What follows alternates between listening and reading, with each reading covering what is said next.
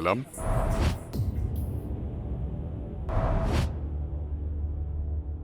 നിങ്ങൾ ഈ labour supply തുടങ്ങിയിട്ട് എത്ര വർഷമായി? 4 വർഷമായി സാർ. എത്ര തൊഴിലാളികളുണ്ട് താങ്കളുടെ കൂടെ? ഏകദേശം 100-ലധികം.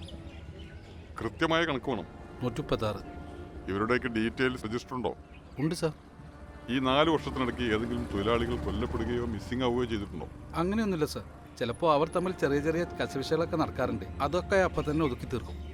രജിസ്റ്റർ എവിടെ? ഇതെ സാർ.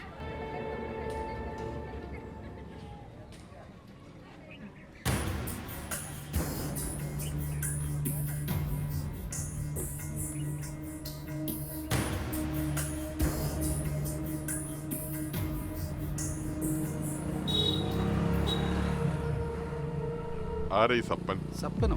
അങ്ങനെ ആളെൻ്റെ കീഴിലല്ല സാർ. മിസ്റ്റർ കലാം, ഈ ജോലിയുടെ നിയമവശങ്ങളെല്ലാം പഠിച്ചിട്ടല്ലേ ഇവിടെ വന്നിരിക്കുന്നത്? അതെ സാർ. എന്നാ പറ, ആരാണ് സപ്പൻ? ഞാൻ പറഞ്ഞല്ലോ സാർ, അങ്ങനെ ഒരാൾ എൻ്റെ ഉത്തരവാദിത്തത്തിൽ പണിയെടുക്കുന്നില്ല. ഞാൻ അറിയില്ല. ആരാ ഈ ഗൗതം? മേസ്രിയാണ് സാർ. ബംഗാളിയാണോ? അല്ല, മലയാളിയാ. എന്നാ കേട്ടോ, ഈ അടുത്ത കാലത്ത് ഈ നാട്ടിൽ കൊല ചെയ്യപ്പെട്ട ഒരു ബംഗാളി സ്ത്രീയെ കുറിച്ച് കേട്ടിട്ടില്ലേ? അത് സപ്പന്റെ ഭാര്യയായിരുന്നു. ആ കൊലയ്ക്ക് പിന്നിൽ ഗൗതമാണെന്ന സംശയത്തിൽ ഗൗതമിനെ തീർക്കാൻ വേണ്ടി നിങ്ങൾ അയച്ചതാണെന്ന വ്യാജേന സപ്പൻ 2 ദിവസം ഗൗതമിന്റെ കൂടെ ജോലി ചെയ്തിട്ടുണ്ട്. 2-ാം ദിവസം ഗൗതമും സപ്പനും തമ്മിൽ അടി നടക്കുന്നു. അതിനുശേഷം സപ്പൻ മിസ്സിംഗ് ആണ്. ഒന്നുകിൽ സപ്പൻ കേരളം വിട്ടു, അല്ലെങ്കിൽ ഗൗതം സപ്പനെ തീർന്നു. സാഹചര്യ തെളിവുകൾ അനുസരിച്ച് 2ാമത് പറഞ്ഞതിനാണ് കൂടുതൽ സാധ്യത. ഇതൊന്നും ഞാൻ അറിയാത്ത കാര്യങ്ങളാണ് സാർ. ആയിരിക്കാം, പക്ഷെ ഞങ്ങൾക്കിപ്പോൾ ഗൗതമിനെ കിട്ടണം. അവനിപ്പോൾ എവിടെയുണ്ട്? അലക്സാറിന്റെ പുതിയ വീടിന്റെ സൈറ്റിലുണ്ട്. ഇയാളുടെ ഫോൺ എടുത്ത് നോക്കി.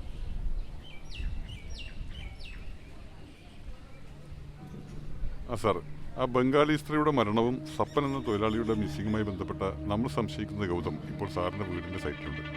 സാർ, അതെ സാർ, അവിടെ നിന്ന് അവനെ കസ്റ്റഡിയിൽ എടുക്കട്ടെ. ആ ആ ഓക്കെ സാർ, ശരി സാർ.